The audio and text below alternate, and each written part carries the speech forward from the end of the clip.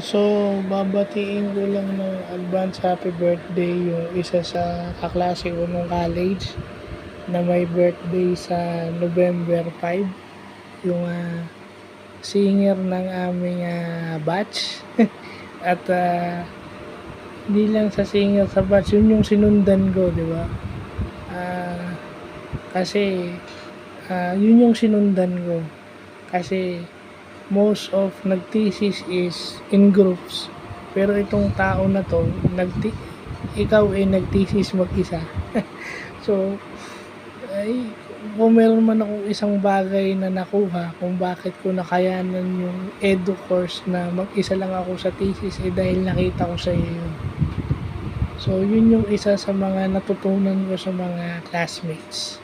Hindi lang yan sa teachers, pati sa classmates. Kasi I always make a point na may matututunan din ako sa mga classmates ko. But hindi lang knowledge, pati yung good trait. At isa yung confidence, yung tiyaga mong mag-isa sa thesis.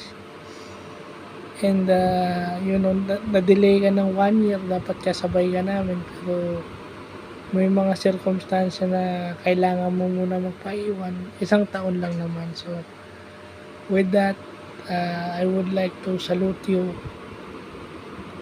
and greet you advance happy birthday, kasi baka anong tawag nito, maraming babate, hindi mo na, at saka baka malimutan ko pa sa dami siguro nila nababati sa'yo sa halos 4 taon mo siguro.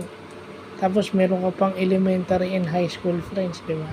So, mauna na ako para hindi maka-istorbo. So, happy birthday, Miss Jesrelita Evangelista Spiritu on November 5. For birthdays to come, and God bless.